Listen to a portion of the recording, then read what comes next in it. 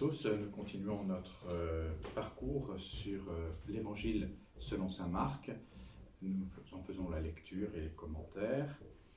Nous arrivons à un passage essentiel dans l'Évangile selon saint Marc. Nous allons faire la profession de foi de Pierre, qui sera suivie par l'annonce de la passion et de la résurrection. Et ensuite, nous aurons les recommandations pour suivre Jésus.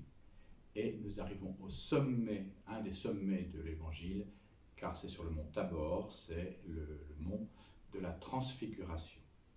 Donc nous arrivons sur des textes majeurs ici. Ce que je vais commenter maintenant après la lecture sur la profession de foi de Saint Pierre. Il est vrai qu'on peut faire toute une retraite, et à chaque retraite, dans un monastère ou dans la nature, ou même chez vous durant ce temps de confinement, on peut se poser la question que Jésus va poser à Pierre. Quand on dit Pierre, c'est aux 12, et quand on dit aux 12, on dit à tous les disciples de Jésus, donc à l'Église, aux Églises. Je vous fais la lecture donc du chapitre 8, versets 20 à 30. Pardon, versets 27 à 30. Versets 27 à 30. Jésus s'en alla avec ses disciples vers les villages voisins de Césarée de Philippe. En chemin, il interrogeait ses disciples. « Qui suis-je au dire des hommes ?» Ils lui dirent « Jean le Baptiste », pour d'autres « Élie », pour d'autres « l'un des prophètes ». Et lui leur demandait « Et vous, qui dites-vous que je suis ?» Prenant la parole, Pierre lui répond « Tu es le Christ ». Et il leur commanda sévèrement de ne parler de lui à personne. 3 versets, 27, 28, 29, 30, 4 versets, 4 versets, pour dire des choses essentielles, de manière extrêmement directe, dans le style de saint Marc. Jésus s'en alla avec ses disciples vers les villages voisins de Césarée de Philippe. Donc, cette profession de foi se fait en chemin. Et vous allez voir que dans cette nouvelle partie qui s'ouvre maintenant dans l'Évangile, car nous arrivons au terme de la première partie avec la profession de foi de Pierre, dans l'autre partie qui va commencer, c'est en chemin. Voilà. Et là, on commence. Ils sont en chemin à Césarée de Philippe, c'est une ville païenne. Donc nous terminons le parcours dans les villes païennes, là. Et donc nous sommes encore en mission dans les villes païennes. C'est en chemin, voyez-vous, c'est en marchant que l'on peut dire sa foi. C'est-à-dire qu'on ne peut pas être dans une zone de sécurité bien installé, bien assis au fond d'un divan et pouvoir dire sa foi comme cela. On peut le dire sur son divan, certes, mais en relecture de tout un chemin qu'on a fait.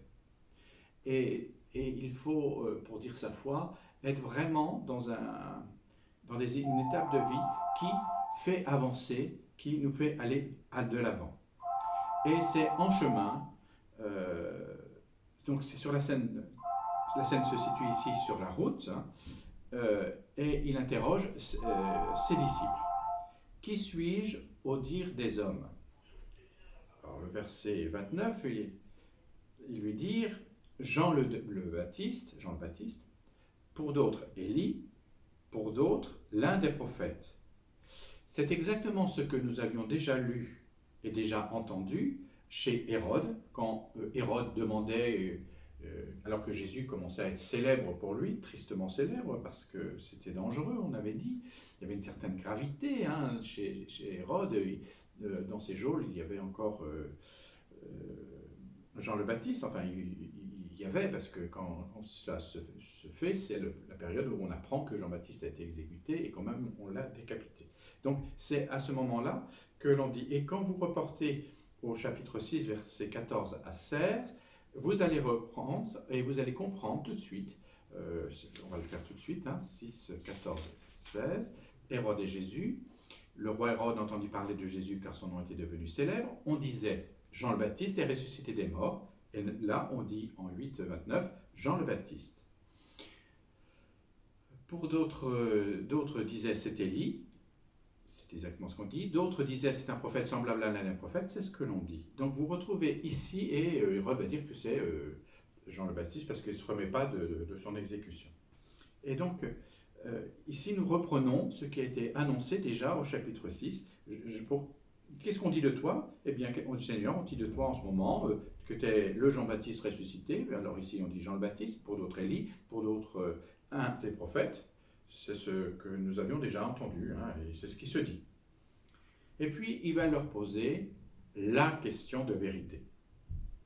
Et là, tout ce qui a précédé, les 2 multiplications des pains, la guérison d'un sourd-muet, la guérison d'un aveugle à Bethsaïda, toutes les questions sur « mais vous n'avez pas compris, vous avez le cœur endurci », eh bien, tout débouche maintenant ici sur la question de vérité. Et vous, qui dites-vous que je suis? Pierre lui répond, car c'est le premier des 12. Et il va parler au nom des 12. Et c'est très officiel. Pierre lui répond, tu es le Christ, tu es le Messie. C'est la première fois dans cet évangile, chez saint Marc, c'est la première fois et c'est très bien fait dans son écrit, ça, que les disciples vont aller jusqu'à dire ce que jusqu'à maintenant les démons disaient. C'était les démons qui donnaient les titres de Jésus. Tu es le Fils du Très-Haut, je sais bien qui tu es, Jésus.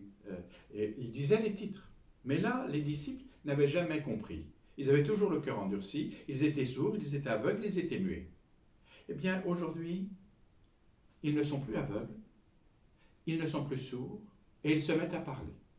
Et donc, qu'est-ce qu'ils annoncent?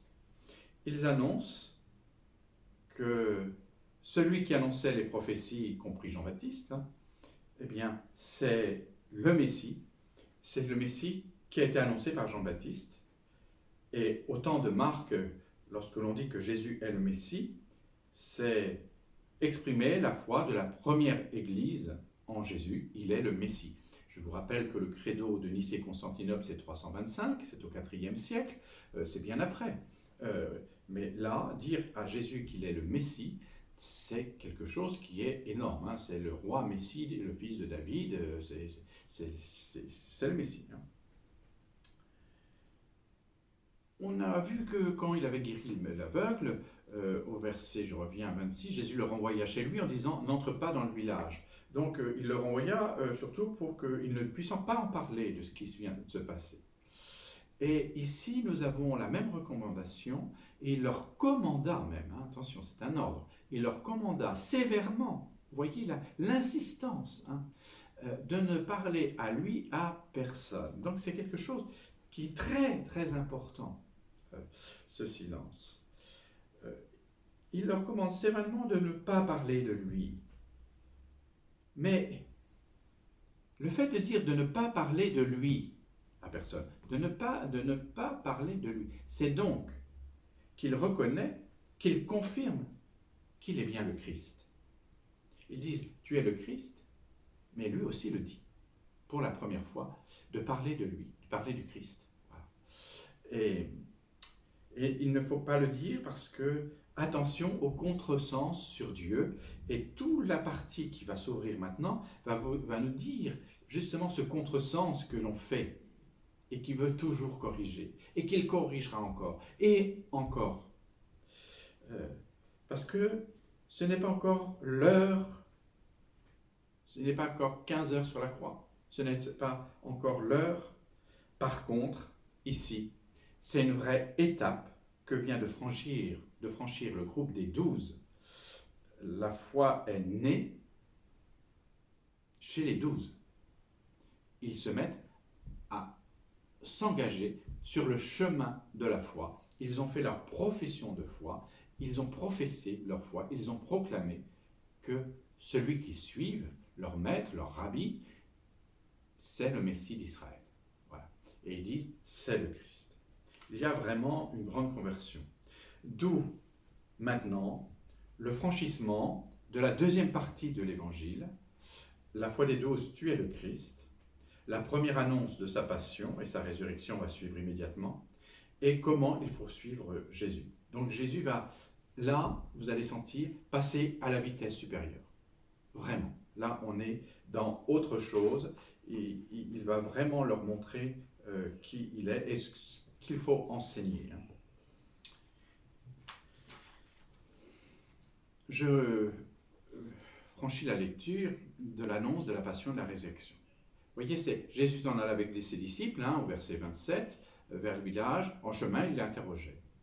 Puis, il commença à leur enseigner ce qu'il fallait que, alors là, attention, que le Fils de l'homme souffre beaucoup, qu'il soit rejeté par les anciens, les grands prêtres et les scribes, qu'il soit mis à mort et que, 3 jours après, il ressuscite. Il tenait ouvertement ce langage. Pierre, le tirant à part, se mit à le réprimander.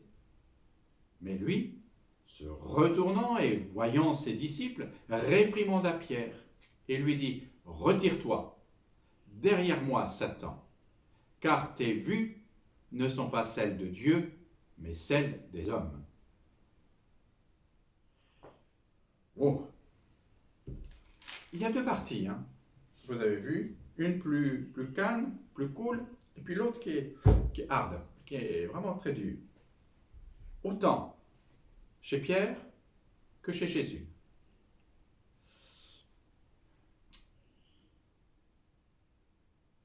Puis il commença à leur enseigner.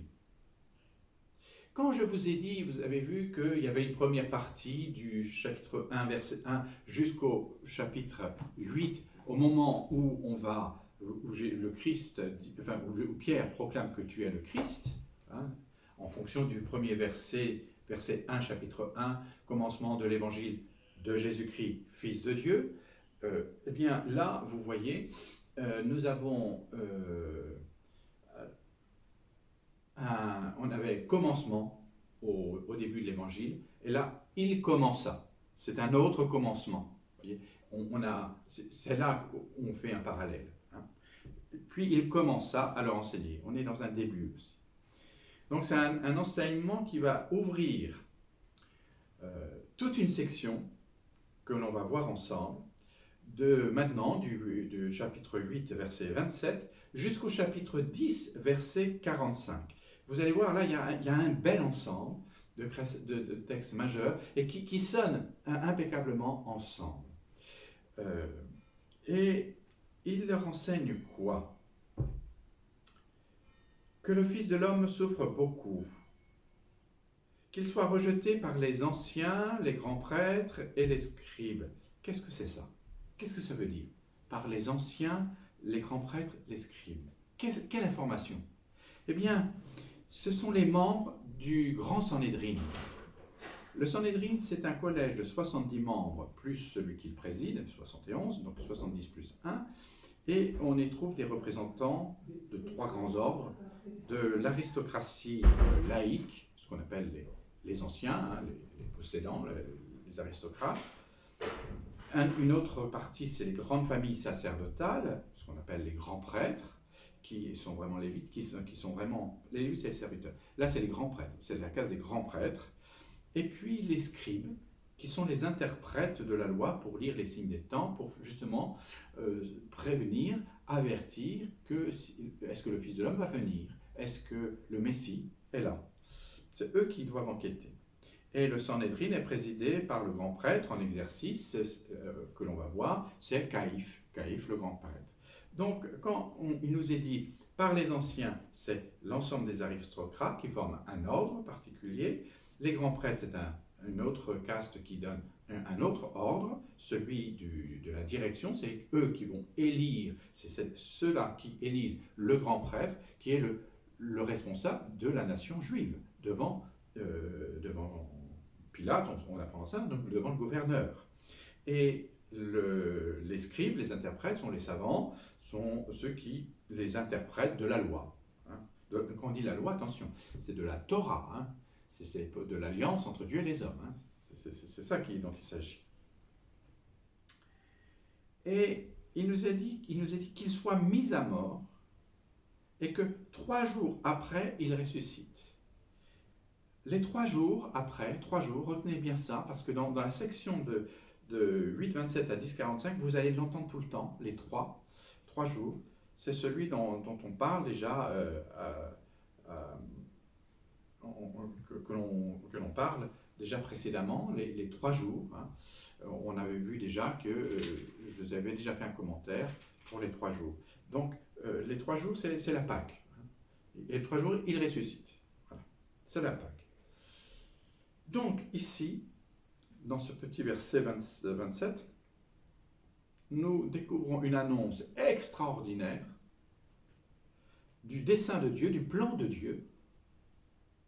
Et dans ce plan de Dieu, il y a l'obéissance du Christ dans ces événements, de la mise à mort et de la résurrection. Et il y a une obéissance du Christ. Et l'identité du Christ ne se révélera que durant ces 3 jours de la mort et de la résurrection. Le fait de dire, il commence à leur enseigner, qu'il fallait, il faut. Ah, il faut. Ça indique une nécessité. C'est-à-dire, la mort et la résurrection sont le lieu où Dieu se donne à connaître dans toute sa vérité. C'est pour ça qu'il y a ce secret messianique pour dire, vous avez compris ceci, mais vous n'avez pas tout compris, mais ce n'est pas le moment de le dire, donc taisez-vous.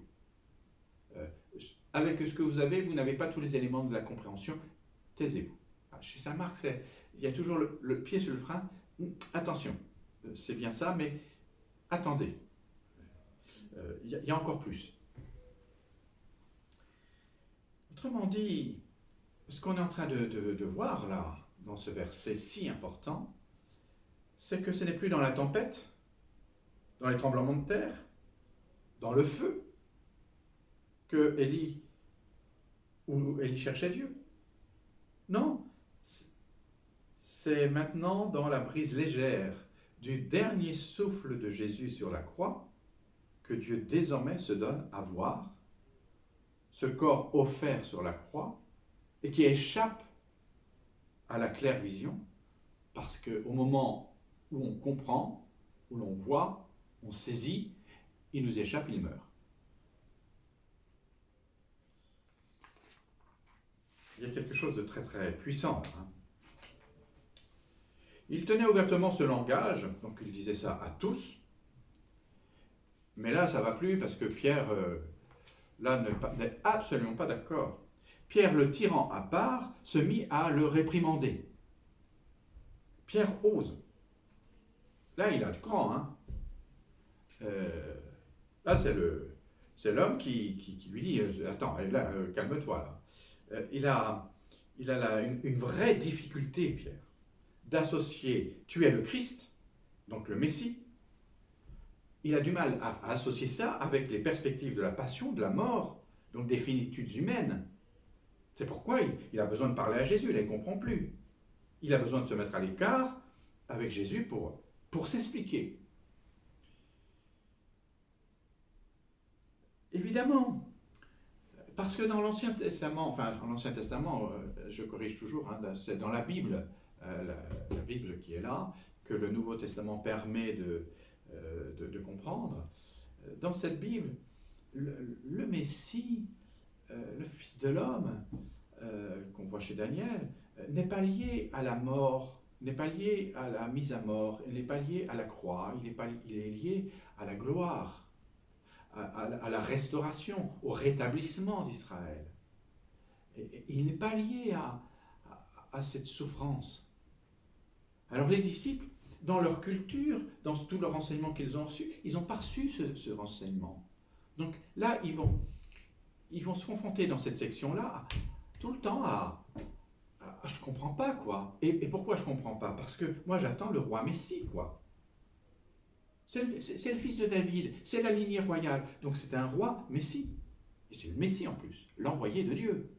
Donc celui qui a reçu l'onction céleste, l'onction de l'Esprit Saint, n'est-ce pas? Et face à Pierre, qui bute sur cette question, mais il le fait avec tout son être, avec tout son cœur, que voulez-vous? C'est son ami Jésus, hein, donc il ne comprend pas là. Tais-toi, enfin, tu ne peux pas dire une chose pareille. C'est parce qu'on nous a appris, c'est parce qu'on dit les prophètes. Voilà l'idée qu'il a. Et Jésus, voyez, se retournant et voyant ses disciples. Donc, il va s'adresser à Pierre pour dire à chacun, à tous les disciples, pour enseigner tous les disciples. Et comme Pierre l'a réprimandé, lui aussi va le réprimander sur le même ton. Et il lui dit quoi?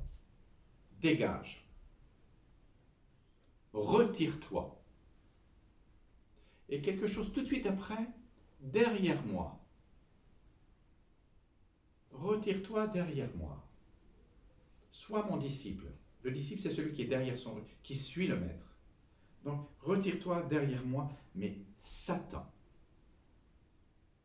Ah, car tes vues ne sont pas celles de Dieu, mais celles des hommes. Ça le Satan, on l'a vu au chapitre 1, quand il était au désert, durant 40 jours au désert, il fut tenté par Satan.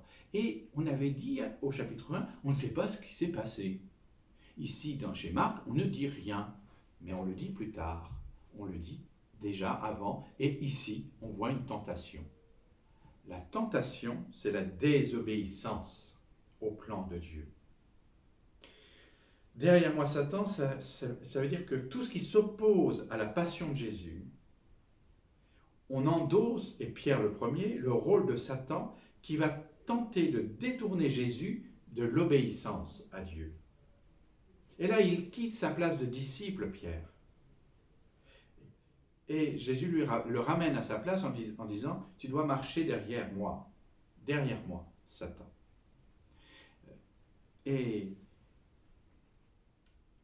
vous avez vu, quand il était au chapitre 1, 17, lorsqu'il l'a appelé, quand il a appelé Simon et André, lorsqu'il était au bord du lac de Galilée, il lui avait dit, venez à ma suite et je ferai de vous des pêcheurs d'hommes. Venez à ma suite. Donc, sois à ma suite. Écoute ce que j'ai à te dire. Ne sois pas le Satan, c'est-à-dire le tentateur qui veut m'empêcher de vivre la passion, qui veut m'empêcher de m'offrir pour l'humanité, qui veut m'empêcher d'obéir à Dieu le Père. Et cette tentation, Jésus va l'avoir jusqu'au bout, jusqu'à Gethsémani. Père, si tu peux m'empêcher de boire ce calice. Et on comprend, c'était tellement l'horreur.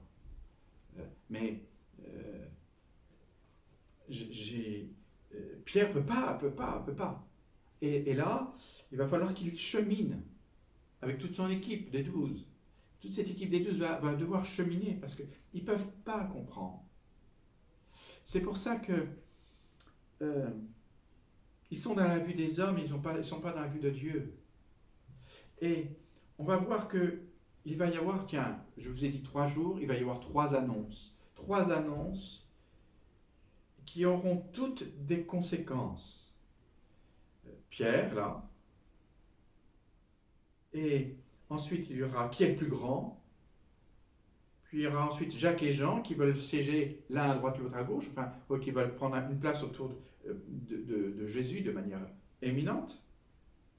Et là, Jésus leur dit tous, derrière moi, Satan, ne vous opposez pas à la passion, ne me détournez pas de l'obéissance du Père. Donc Jésus va rappeler ici que ses vues ne sont pas celles de Dieu, mais celles des hommes. Pierre veut la réussite glorieuse de son ami Jésus, et Jésus veut que Pierre et tous ses disciples découvrent que Dieu est tendresse et pardon. Il dira, pardonne-leur, ils ne savent pas ce qu'ils font, mais dans une autre version, celle de Saint Jean. Il n'y a pas de plus grand amour que de donner pour sa vie, mais ce n'est pas Marc, ça c'est Saint Jean, chapitre 15. Et chez Saint Marc, qu'est-ce qui est dit? Eh bien, il va les appeler au service. Et là, il sait Jésus va commencer à faire le profil du disciple. Qu'est-ce que c'est que pour pouvoir recruter, c'est le service du recrutement, hein, on donne déjà le profil. Puis il fait venir donc je continue la lecture, puis il fait venir la foule avec ses disciples et il leur dit, si quelqu'un veut venir à ma suite, qu'il renonce à lui-même et prenne sa croix et qu'il me suive. En effet, qui veut sauver sa vie la perdra, mais qui perdra sa vie à cause de moi de l'Évangile la sauvera. Et quel avantage l'homme a-t-il à gagner le monde entier s'il le paie de sa vie? Que pourrait donner l'homme qui est la valeur de sa vie? Car si quelqu'un a honte de moi et de mes paroles au milieu de cette génération adultère et pécheresse, le Fils de l'homme aussi aura honte de lui quand il viendra dans la gloire de son Père avec les saints anges de Dieu. Avec les saints anges. Puis il fit venir la foule avec ses disciples et il leur dit, si quelqu'un veut venir à ma suite, c'est être disciple, qu'il renonce à lui-même et prenne sa croix. Attention, on est au XXIe siècle. Prendre sa croix, c'est mettre une petite croix au cou, c'est un bijou, c'est une décoration. Mais au 1er siècle, pas du tout. Prendre sa croix, c'est risquer sa vie pour Jésus. Prendre sa croix, c'est et accepter d'être crucifié, de mourir sur une croix. Il renonce à lui-même jusqu'à aller mourir pour moi, donc jusqu'à risquer sa vie pour moi, et qu'il me suive. En fait, renoncer à soi, c'est prendre sa croix, c'est offrir toute sa vie, donner sa vie, et se donner à la cause de l'amour de Dieu et des autres. C'est accepter le bien commun avant son bien propre. C'est l'explication de Marc. En effet, qui veut sauver sa vie, la perdra, mais qui perdra sa vie à cause de moi et de l'Évangile, la sauvera. Sauver, c'est perdre. Perdre, à cause de moi et de l'Évangile, c'est être sauvé. Autrement dit, c'est toute la question de être avec. Être avec. Ici. À cause de moi et de l'Évangile, c'est tout le sens d'une vie consacrée. Ne pas accepter d'être replié sur soi-même. Suivre son instinct de conservation ou d'égoïsme, c'est mortifère. Mais si tu acceptes de te mettre au service de Jésus et de son évangile, tu vas voir, tu rencontreras plein d'autres personnes et tu auras la joie de donner.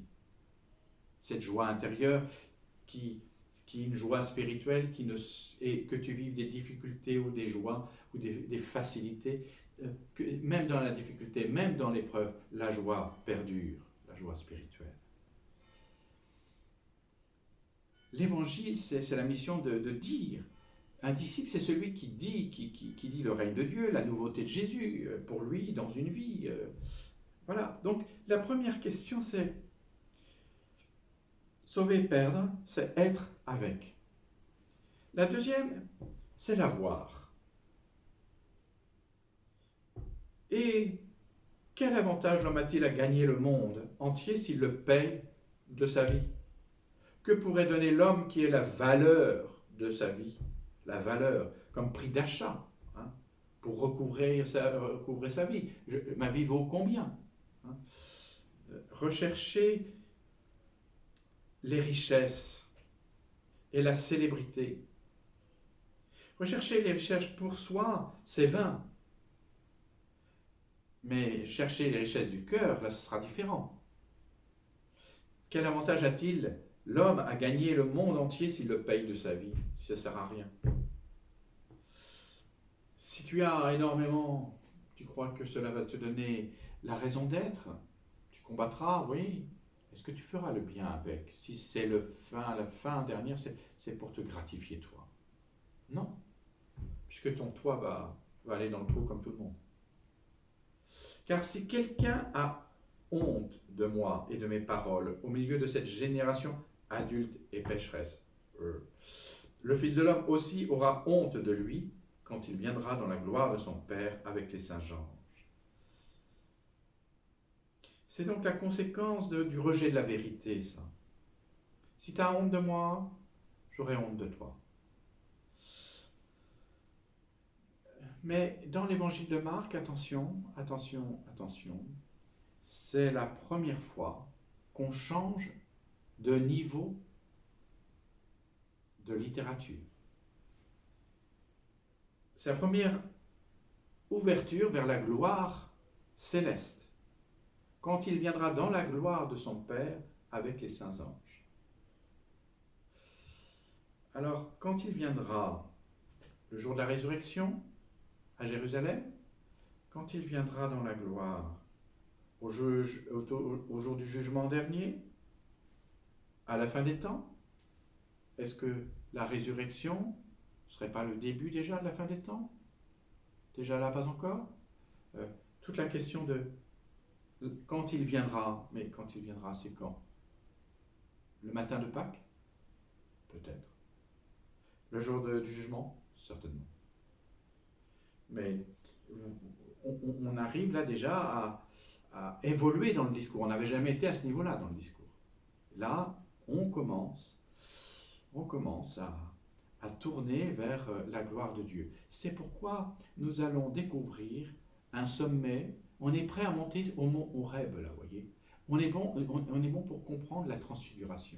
Voilà. Et on commence à tourner. Quand il viendra dans la gloire de son Père, au jour de la transfiguration, une voix se fit entendre de la nuée. Vous voyez. Donc, il y a un passage là. On tourne. Et vous voyez, de la mort à la résurrection 3 jours après, et on est déjà là dans une théophanie qui va arriver, la manifestation de Dieu.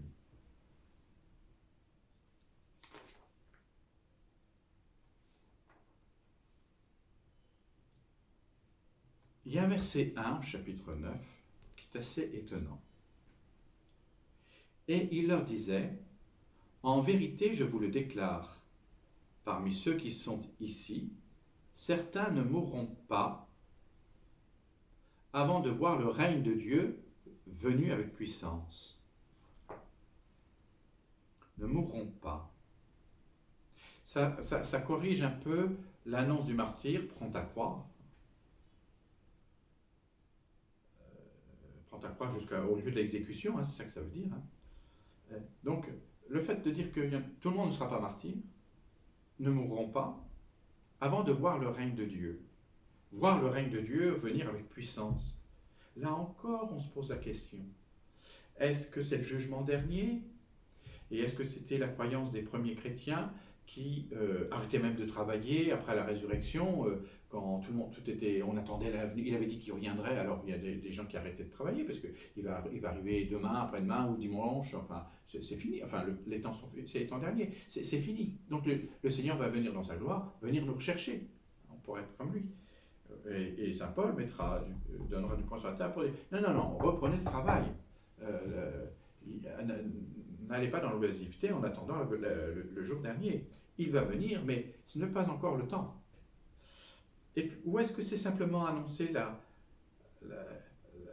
la résurrection, comme j'ai dit, l'inouï de la vie de Dieu, qui se manifeste par désormais un changement du cours de l'histoire des hommes, puisqu'il a brisé la mort en ressuscitant d'entre les morts.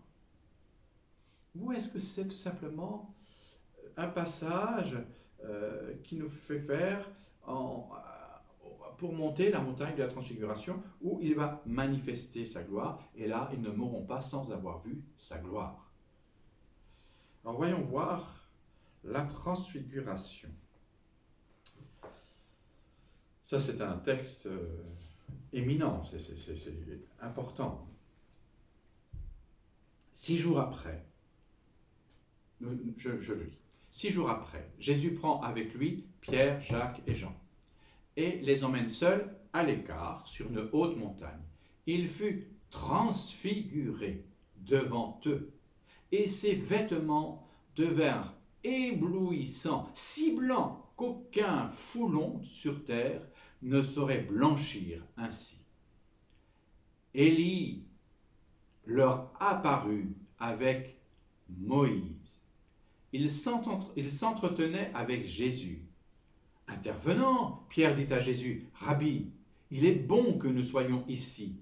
Dressons 3 tentes, une pour toi, une pour Moïse et une pour Élie. » Ils ne savaient que dire, car ils étaient saisis de crainte.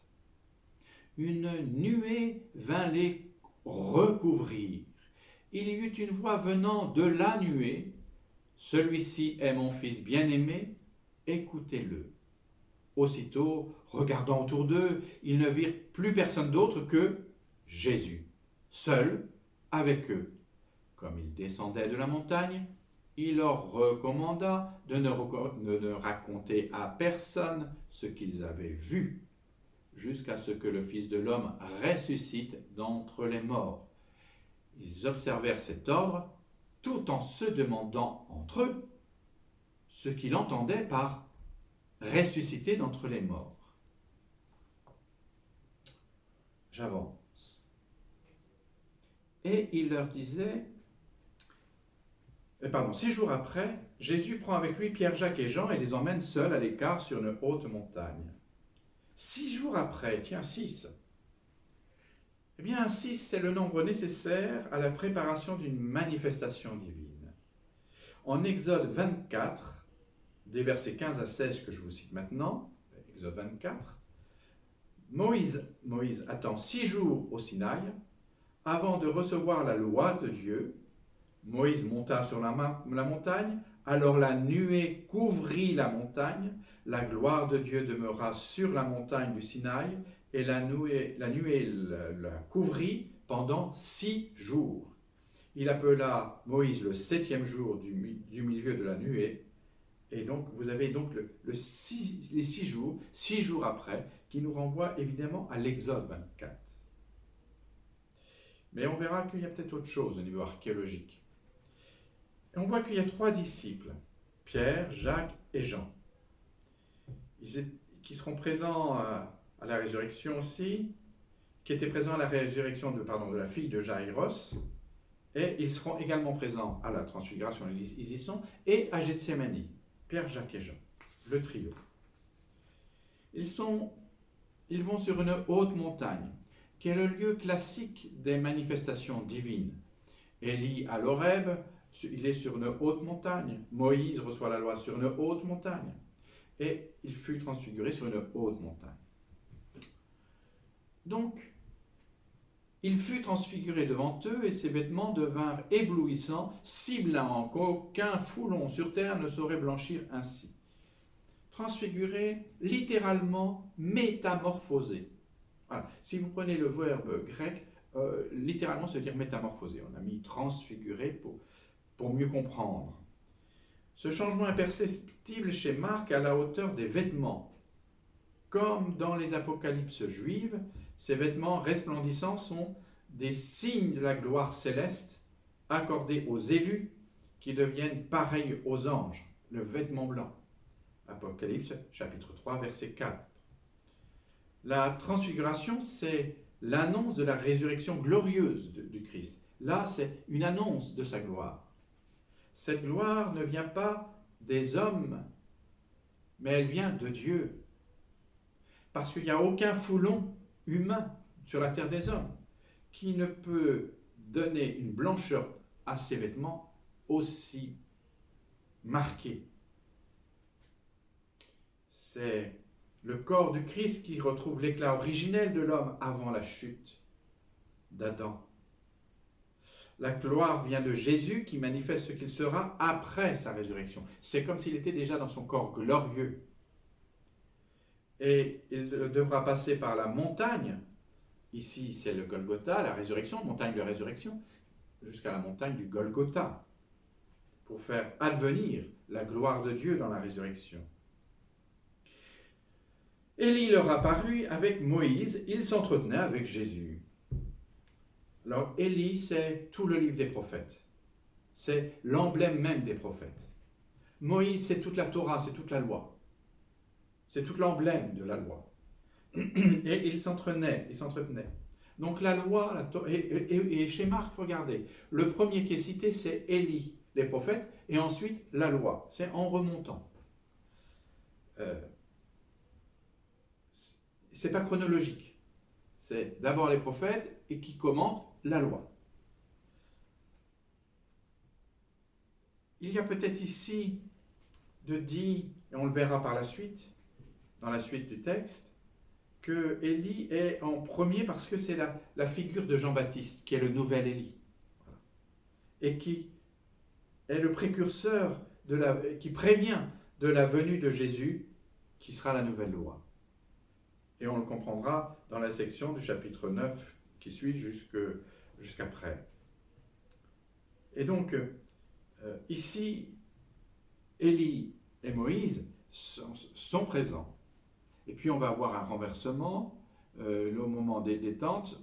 On verra que Moïse sera le premier, ce sera d'ordre chronologique aussi. L'intervention de Pierre qui dit à Jésus, « Rabbi, maître, il est bon que nous soyons ici, tressons 3 tentes, une pour toi, une pour Moïse et une pour Élie. » Là, c'est chronologique. À travers ces tentes de camping, je reviens aussi aux 6 jours, à travers tout ça, parce que peut-être que derrière tout ça, il y a, quand on est juif, on connaît toutes ces fêtes annuelles, et dans les fêtes annuelles, il y a la fête des tentes.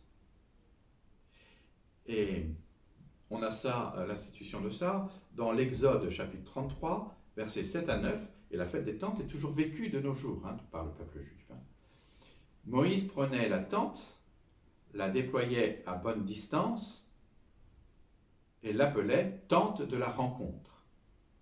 Et alors, quiconque voulait chercher le Seigneur sortait vers la tente de la rencontre, qui était en dehors du camp, et quand Moïse sortait vers la tente, tout le peuple se devait, chacun se tenait à l'entrée de sa tente, et suivait Moïse des yeux jusqu'à son entrée dans la tente.